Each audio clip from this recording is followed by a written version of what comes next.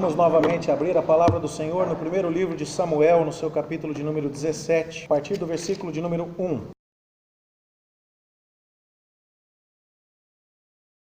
Até este verso, destacando a expressão: quem é, pois, esse incircunciso filisteu para afrontar os exércitos do Deus vivo? Deveria ser a semana teológica de 2002, 2003 ou 2004. A minha memória já não é tão boa assim. Mas reverendo Hermsten falava, ali naquele canto, que naquela época a capela era em outro sentido deste salão. E ele dava uma palestra sobre liderança. E com aquela apostila que é bem peculiar do reverendo Hermsten, em suas notas de rodapé ali, ele trazia a nós conceitos de liderança e nos falava sobre como o líder deve enxergar as coisas da maneira apropriada. Ele deve ver as coisas da maneira como Deus as vê, para que ele possa levar o povo de Deus em direção à vontade do Senhor. Se um líder não discerne a vontade de Deus, não entende as coisas como Deus as entende, ele vai levar o povo na direção errada. E aquilo marcou muito a minha vida quando ele citou exatamente o exemplo de Davi neste contexto. Isso acabou me rendendo um dos sermões mais queridos ao coração de todo o ministério, que tem a ver com a luta de Davi contra Golias e aquilo que fez com que Davi se tornasse, de fato, o maior líder da história de Israel. Você deve saber disso. O nome de Davi é o nome mais citado em toda a Escritura, perdendo apenas para o nome do Senhor Jesus Cristo. Ele é o líder que, uma vez introduzido na história do Antigo Testamento, vai permanecer sendo mencionado por todos os profetas posteriores até o livro do Apocalipse, onde vai se mencionar a pessoa do Senhor Jesus Cristo como aquele que é a raiz de Davi. E alguém que teve uma percepção extraordinária das coisas, que via as coisas com os olhos de Deus. E eu gostaria de destacar brevemente para você, nesta ocasião, o como foi que Davi enxergou as coisas de maneira diferente. Começa pelo relato do que estava acontecendo. Quando você lê a descrição da afronta, você percebe que Israel estava numa situação difícil. Eles haviam acabado de escolher um rei, Saul, que era uma cabeça inteira mais alta do que todos os demais do reino de Israel. Saul era o cara grandão, o fortão, e segundo nós lemos, inclusive na ocasião da sua escolha, ele havia sido chamado e escolhido para ser o rei de Israel, para liderar o povo de Deus nas suas guerras, como acontece com as demais nações. Então, se havia alguém que poderia ser considerado um guerreiro impressionante, um homem alto, um homem forte, alguém que seria o guerreiro por excelência de todo o povo de Israel, esse alguém seria Davi. Esse alguém seria Saul, melhor dizendo. Porque ele era o mais alto, ele era o mais forte. No entanto, a primeira ocasião que nós temos aqui de relato de guerra difícil, aparece o filisteu para afrontar as tropas de Israel, nas palavras do Golias aqui, e Saul fica tremendo de medo. E Saul não vai fazer aquilo que ele foi escolhido para fazer. E o homem que era considerado o mais forte agora está com medo. Então, quem vai ajudar agora o povo de Israel se aquele que era considerado o melhor guerreiro não haveria de se apresentar para a batalha? E nós vamos vendo aqui que se cumpre na vida de Davi aquilo que se manifestou tempos atrás, quando, uma vez rejeitado Saul, Davi é ungido o novo rei de Israel. Até o profeta Samuel precisava aprender isso, que o Senhor não vê como o homem vê, que o homem vê o exterior, e por isso Saul foi escolhido, mas Deus vê o coração.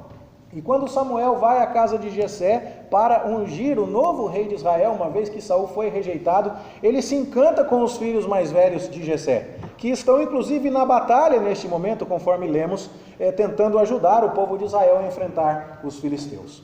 Mas, curiosamente, Deus não escolhe nenhum dos filhos que, aos olhos de Jessé e aos olhos de Samuel, o profeta, poderiam servir perfeitamente para a missão. E é tão curioso isso que Jessé sequer chamou Davi para ser uma opção. O profeta Samuel está vindo aqui na casa de Jessé para escolher o futuro rei entre um filho homem de Jessé E Jessé deve ter falado: filho, fica lá cuidando das ovelhas lá, porque vem um profeta para escolher alguém entre os homens da nossa casa. É quase como se Davi perguntasse: e eu? Eu não conto? Eu não sou uma opção viável? E aparentemente isso sequer incomoda Davi, né? Nós não temos condições de especular muito, mas ele ficou lá de bom grado tomando conta das ovelhas do seu pai. E quando ele chega, muito jovem ainda, um rapaz ruivo, de boa aparência, ele não ficou pequenininho para sempre não, viu gente? Ele cresceu depois e se tornou um guerreiro muito poderoso e intimidador, mas ele era muito jovem na ocasião. Mas a lição fica dada: o Senhor não vê como o homem vê. Quando chega a hora de colocar isso à prova, agora no contexto da guerra contra os filisteus, é muito curioso porque, mais uma vez, aquilo que Deus vê é diferente daquilo que o homem vê. E Davi mostra ser, sim, aquele menino que enxerga as coisas da perspectiva divina. Ele foi escolhido porque Deus viu nele algo que olhos humanos não poderiam ver, e ele vai dar um exemplo aqui de como as coisas devem ser analisadas pela ótica de Deus. Quando você lê a descrição de Golias, um homem que afrontava os exércitos de Israel no texto, você se impressiona com a descrição da sua armadura. E parece que o escritor sagrado dirige o nosso olhar exatamente para isso. Ele tinha aqui 6 côvados e 1 palmo de altura. Cada côvado é a distância da ponta do cotovelo até a ponta do dedo, pode variar de 45 a 53 centímetros. Vamos pegar o mais baixo, 45. 2 vezes 45 dá 90, vezes 3 para dar os 6, 2,70 metros. Põe mais um palmo que média de 20, ele tinha 2,90 para 3 metros de altura, fácil. Golias era gigante. Ele usava uma armadura de bronze, uma liga de metal especialmente construída para armamentos. Quando Jesus se descreve no Apocalipse, ele é aquele que tem os pés de bronze. E a armadura de Golias é de bronze, uma liga resistente, uma liga leve, uma liga apropriada. Golias estava muito bem armado, ele tinha proteção na canela. Ele tinha uma couraça de escamas que pesava aqui 5.000 ciclos de bronze. Cada ciclo é 12 gramas. 5.000 ciclos significa 60 quilos. Ou seja, a camiseta do Golias pesava o Davi inteiro. Isso é assustador. Eu não sei se você já teve a oportunidade de carregar alguma coisa na ponta de uma lança. Uma coisa é você segurar algo que pese 600 ciclos, que significa cerca de 7,2 kg, junto com você para guerrear. A outra coisa é você segurar isso na ponta da lança, pois a ponta da lança de Golias pesava 600 ciclos de ferro. Então, significa que Golias tinha capacidade e força muscular para usar uma camiseta de 60 quilos e segurar na ponta da sua lança nada menos do que 7,2 kg de ferro puro. E é lógico, então, que todo mundo olhava para aquilo e percebia um guerreiro, mas esse era o olhar humano. O próprio Saul, que foi escolhido por critérios humanos, olha para aquele homem e diz assim: Davi, você não vai poder guerrear com ele. Isso é dito mais tarde no texto, porque ele é duelista e guerreiro desde a sua mocidade, você é um menino. Mas esse é o olhar humano das coisas. Golias chega e diz assim: hoje eu afronto as tropas de Israel. Mas Davi vai olhar para estas coisas de um jeito completamente diferente. Ele vai dizer assim: quem é esse incircunciso filisteu para afrontar os exércitos do Deus vivo? As coisas mudaram de perspectiva. O guerreiro duelista com armadura de bronze, que usa uma camiseta do peso de Davi aproximado, que carrega 7 quilos na ponta da lança, se transforma pela ótica de Davi, que enxerga as coisas com os olhos de Deus, num filisteu incircunciso. A incircuncisão é algo muito representativo, porque quer dizer, ele pertence a um povo que não tem um pacto com o Senhor Deus de Israel. Deus não prometeu nada àquela nação, e pelo contrário, Deus firmou com o povo de Israel, na pessoa de Abraão, um pacto de que daria esta terra à sua descendência.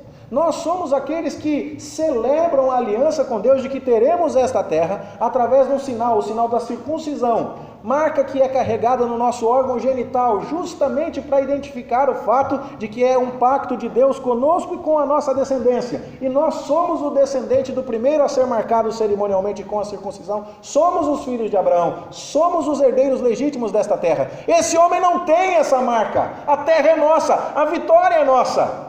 Por que teremos medo de um incircunciso filisteu? Mas além disso, Davi vai dizer que esse incircunciso filisteu não afronta as tropas de Israel. Ele diz que ele afronta os exércitos do Deus vivo. E é maravilhoso, meus irmãos, porque esta perspectiva transformou toda a narrativa. Aquilo que enchia os outros de medo, trazia coragem a Davi, porque ele vai dizer: você afrontou os exércitos do Deus vivo, e o Senhor vai entregar você nas minhas mãos. E eu espero ter a oportunidade de compartilhar outras verdades maravilhosas deste texto com vocês em outras ocasiões, mas por hoje eu gostaria de me deter especialmente no fato de que Davi enxergou as coisas por outro ângulo, o ângulo de Deus. Quem é Golias? Quem é Israel? Onde estamos? O que estamos fazendo? E então você percebe que esse tema que é iniciado e apresentado na própria escolha de Davi como alguém que é escolhido por Deus porque Deus vê o que o homem não vê, ele está aqui exatamente enxergando aquilo que ninguém mais vê. Nós precisamos tomar cuidado para não fazermos aquele tipo de aplicação simplória que pode te render uma reprovação no seu sermão de prova. Então, assim, diante dos seus obstáculos, enxergue as coisas como Deus as vê e vá vencer o seu Golias. Vá vencer a sua exegese do Novo Testamento. Vá vencer o seu hebraico. Vá vencer a sua sogra. Vá vencer o seu boleto. E aí então transformar esse Golias em qualquer outra coisa. Porque isso seria pular diretamente do texto para nós, sem enxergarmos aquilo que Deus quer que enxerguemos. Porque este texto não nos faz dirigir o olhar primariamente para Davi. Mas à luz de toda a revelação nós temos que enxergar aquele que é perfeito como Davi jamais foi. Aquele que é a raiz de Davi. Aquele que venceu de fato o nosso maior inimigo, que é a morte. Muitas vezes isso pode ser interpretado de maneira imprópria quando olhamos para o texto e dizemos: Davi sou eu, Golias é minha sogra, e eu agora vou vencer os problemas enxergando as coisas da maneira de Deus. A minha sogra é maravilhosa, eu sei que está sendo filmado isso, como eu amo a minha sogra, meus queridos. De verdade, ela é uma bênção mesmo na minha vida, então isso aí é só um exemplo, tá? Mas o fato é que nós temos que olhar para essa história, não pensando que Davi somos nós, que Golias são os nossos problemas, e que então a estratégia para vencer os problemas é simplesmente enxergá-los à luz da maneira como Deus os vê. Claro que devemos fazer isso, mas o caminho é mais comprido. Nessa história aqui, Golias representa o pecado, a morte, aquele inimigo que nós jamais poderíamos vencer. Aquele inimigo cuja descrição é de fato pavorosa, aquele inimigo que nos faz pensar na morte e na condenação eterna. Davi é um tipo de Cristo, aquele que venceu a morte em nosso lugar. E talvez se ficássemos nos perguntando: e eu, e você, onde é que nós estamos aqui? Nós estamos nas fileiras das tropas de Israel, olhando com medo, trêmulos, aquilo que só Cristo poderia fazer por nós, que é vencer o pecado em nosso lugar. Então agora nós dirigimos o nosso olhar para o Senhor Jesus Cristo e pedimos a Ele, que já venceu a morte em nosso lugar, que nos ajude a enxergar as coisas à sua maneira. Jesus é capaz disso. Ele enxergou as coisas que ninguém podia enxergar. Ele enxergou a idolatria do dinheiro no coração do jovem rico. Ele enxergou a incredulidade dos discípulos no barco dentro do mar da Galileia e falou: por que vocês têm tão pouca fé? E ele transforma as circunstâncias vendo aquilo que não estava claro aos olhos dos seus discípulos. Ele enxergou as coisas como nós jamais poderíamos enxergar sem a sua ajuda. Isso significa, meus irmãos, que quando nós queremos liderar o povo de Deus, seguindo não a Davi, mas a Cristo, nós precisamos clamar ao Senhor que nos dê as lentes adequadas para enxergar as coisas. Vira e mexe vai aparecer algum irmão para falar com você ao longo do seu ministério, com visões da realidade, do seu próprio pecado, com visões do problema que está sendo enfrentado na igreja, que são completamente contaminadas por um antropocentrismo, por um humanismo e por algo que não vem da Escritura. E caberá a você, como líder que segue ao Senhor Jesus, aquele que é a raiz de Davi, apresentar a visão adequada das coisas. Eu tenho um exemplo que costumo citar nas nossas aulas de resolução de conflitos. Eu fazia estágio na faculdade de Direito e uma moça me procurou em lágrimas dizendo assim: depois que eu contei para o meu marido que eu estava apaixonada pelo primo dele, ele começou a me tratar mal. E era meu aniversário e eu fui pedir a ele que me comprasse uma blusa de presente e ele mandou pedir para o primo dele. E eu disse: minha senhora, o problema não está no seu marido. A senhora que está enxergando as coisas de maneira muito míope. Pois muitas vezes na igreja nós vamos ter que ajudar os nossos membros a resolver problemas de miopia espiritual. E o único jeito de resolvermos isso é fazer como o apóstolo Paulo fez. orar para que a igreja tenha os seus olhos abertos para enxergar as coisas com discernimento espiritual e enchermos a nossa vida da Escritura para que possamos ver as coisas como elas realmente são. Meu irmão, você está aqui para limpar as suas lentes. Você está aqui para aprender a enxergar as coisas como de fato elas são. Não desperdice o seu estudo, não perca tempo com outra coisa que não seja uma fome genuína pela palavra, para que cada dia mais o seu para-brisa esteja limpo e você possa enxergar as coisas como de fato elas são. Se assim fizermos, estaremos seguindo o exemplo do nosso Mestre, o Senhor Jesus, tipificado aqui em Davi, que ao enxergar as coisas como elas realmente eram, venceu e triunfou. E a minha oração é para que você seja assim no ministério. Aquele que enxerga as coisas com a clareza que só Deus pode lhe dar através da sua palavra. E que ao fazermos isso, sirvamos ao Senhor Jesus com toda a nossa fidelidade. Que Ele seja glorificado na minha vida e na sua. É a minha oração feita em nome do Senhor Jesus Cristo. Amém.